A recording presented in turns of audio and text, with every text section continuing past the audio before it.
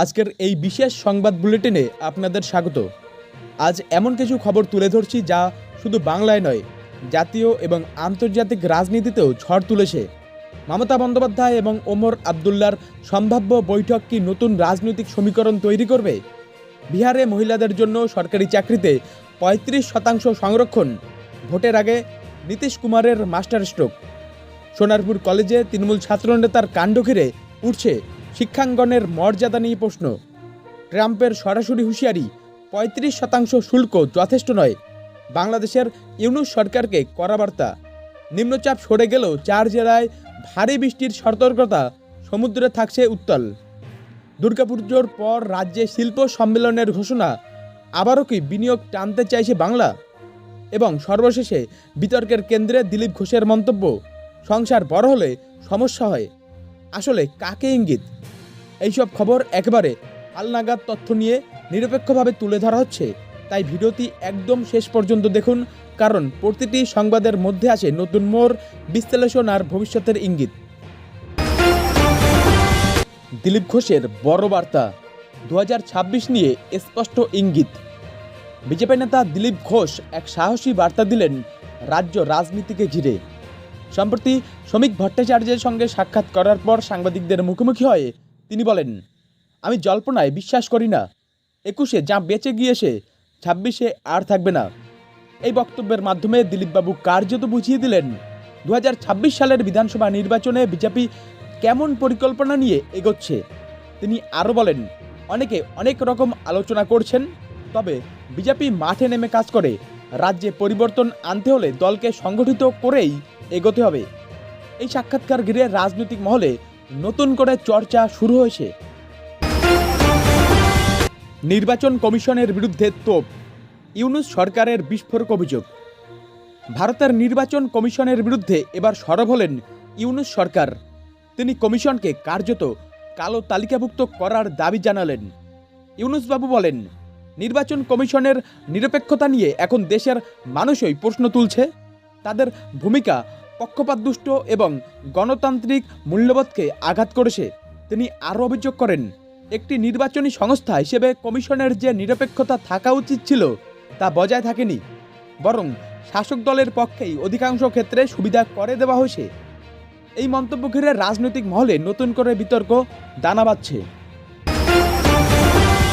পুজোর পরই ফের শিল্প সম্মেলন, ঘোষণা করলেন অমিত মিত্র। পশ্চিমবঙ্গে শিল্পায়নের পথে নতুন দিশা। আসন্ন দুর্গাপুজোর পরেই রাজ্যে আবারও বসতে চলেছে বহু প্রতীক্ষিত বেঙ্গল গ্লোবাল বিজনেস সামিট। রাজ্যের প্রাক্তন অর্থমন্ত্রী এবং মুখ্যমন্ত্রীর অর্থনৈতিক উপদেষ্টা ডক্টর অমিত মিত্র নিজেই এই কথা ঘোষণা করেছেন। এক সরকারি সভায় বক্তব্য রাখতে গিয়ে অমিত মিত্র বলেন, শিল্প সম্মেলনের তারিখ পুজোর পরে নির্ধারিত হবে। আমরা প্রস্তুত হচ্ছি। আগের বছরগুলোতে এই সম্মেলনের মাধ্যমে বহু বিনিয়োগ এসেছিল, এবারও সেটাই লক্ষ্য। এই গ্লোবাল বিজনেস সামিট শুধুমাত্র বিনিয়োগ আহ্বানের ক্ষেত্রেই নয়, বরং বাংলার সম্ভাবনাগুলো তুলে ধরার একটি আন্তর্জাতিক মঞ্চ। 2019 সালের পর করোনা মহামারীর কারণে সম্মেলন স্থগিত হয়ে যায়। এবার ফের স্বাভাবিক অবস্থায় ফিরে রাজ্য সরকার আবারও বড় আকারে উদ্যোগ নিচ্ছে। যদিও স্পষ্টভাবে কারা আসছেন তা এখনও জানা যায়নি, তবে প্রতি বছর আমেরিকা, ব্রিটেন, জাপান, জার্মানি, দক্ষিণ কোরিয়া সহ বহু দেশের শিল্প প্রতিনিধিরা এই সম্মেলনে অংশগ্রহণ করে থাকেন। এবার দেখে নিই আবহাওয়ার নতুন আপডেট। বাংলার উপকূলবর্তী অঞ্চলের জন্য নতুন করে সতর্কতা জারি করেছে আলিপুর আবহাওয়া দপ্তর।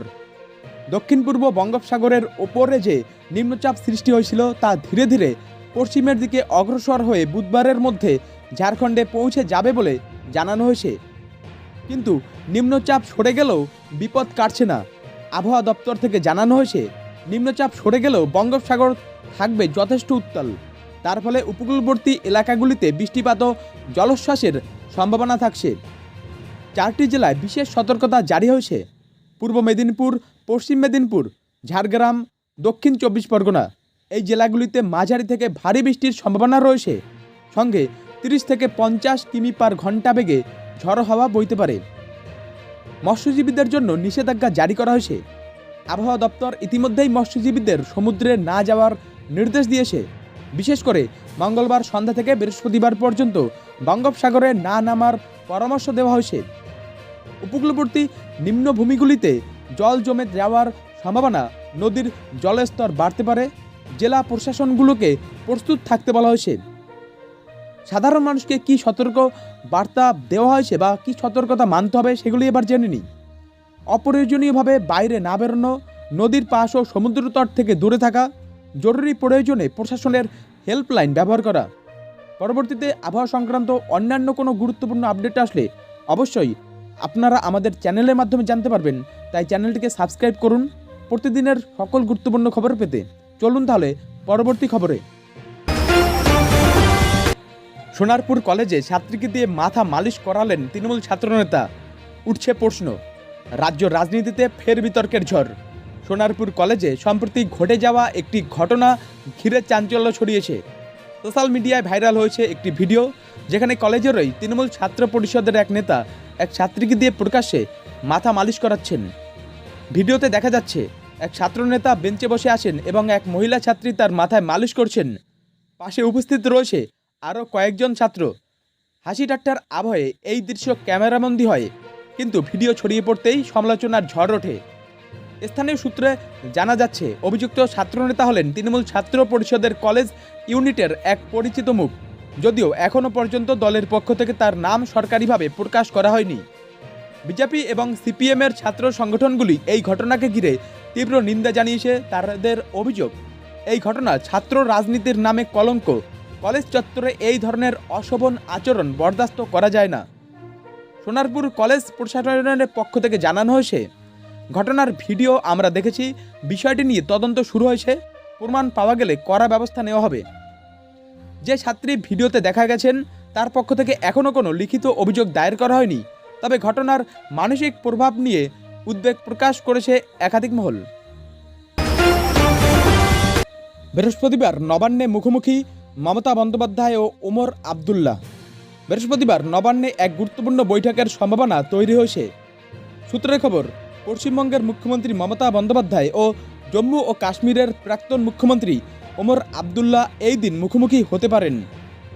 জানা যাচ্ছে এটি একটি সৌজন্য সাক্ষাৎ হলেও রাজনৈতিক মহলে এই বৈঠকের তাৎপর্য নিয়ে জল্পনা তৈরি হয়েছে। সম্প্রতি দেশের একাধিক বিরোধী নেতা জাতীয় রাজনীতিতে একে অপরের সঙ্গে আলাপ আলোচনা চালাচ্ছেন। এই প্রেক্ষাপটেই এই সাক্ষাৎকে দেখা হচ্ছে। ওমর আবদুল্লাহ বর্তমানে ব্যক্তিগত সফরে কলকাতায় রয়েছেন এবং নবান্নে মুখ্যমন্ত্রীর সঙ্গে সাক্ষাৎ করার আগ্রহ প্রকাশ করেছেন বলেই সূত্রের দাবি। রাজনৈতিক বিশ্লেষকদের মতে এই ধরনের বৈঠকগুলি ভবিষ্যতের বৃহত্তর রাজনৈতিক সমন্বয়ের ইঙ্গিত হতে পারে, তবে সরকারিভাবে এই বৈঠকের ব্যাপারে নিশ্চিত কিছু জানানো হয়নি। বিহারে সরকারি চাকরিতে মহিলাদের জন্য 35% সংরক্ষণ, নীতিশ কুমারের বড় সিদ্ধান্ত। বিহারের নারী ক্ষমতায়নের পথে বড় পদক্ষেপ নিয়েছেন মুখ্যমন্ত্রী নীতিশ কুমার। সরকারি চাকরির সমস্ত বিভাগে মহিলাদের জন্য 35% সংরক্ষণ চালু করার কথা ঘোষণা করেছেন তিনি। মঙ্গলবার বিধানসভায় এই ঘোষণা করেন মুখ্যমন্ত্রী। তার কথায়, নারীরা সমাজের অর্ধেক, উন্নয়নের জন্য তাদের আরও বেশি করে এগিয়ে আসতে দিতে হবে। এই সংরক্ষণ সব সরকারি দপ্তরের গ্রুপ এ, বি, সি ও ডি স্তরের চাকরির ক্ষেত্রেই প্রযোজ্য হবে। পুলিশ প্রশাসন, স্বাস্থ্য, শিক্ষা সব ক্ষেত্রেই এই নিয়ম কার্যকর হবে বলে জানানো হয়েছে। এই পদক্ষেপের পেছনে রয়েছে মহিলা ভোটারদের মন জয় করার কৌশল। 2025 সালের নির্বাচনকে সামনে রেখেই এই পদক্ষেপ বলছেন অনেকে। বিহারে নারী শিক্ষার হার ও কর্মসংস্থানের হার ক্রমশ বেড়েছে, সেই ধারাকে আরও এগিয়ে নিতে চাইছে নীতিশ সরকার। 35% শুল্ক যথেষ্ট নয়, ইউনূস সরকারকে কড়া বার্তা পাঠালেন প্রেসিডেন্ট ডোনাল্ড ট্রাম্প। আন্তর্জাতিক বাণিজ্য নিয়ে ফের কড়া অবস্থান নিলেন যুক্তরাষ্ট্রের বর্তমান প্রেসিডেন্ট ডোনাল্ড ট্রাম্প। বাংলাদেশ সরকারের উদ্দেশ্যে এক সরাসরি বার্তায় তিনি জানিয়েছেন, চীনা পণ্যের উপর 35% শুল্ক যথেষ্ট, খুবই অপ্রতুল।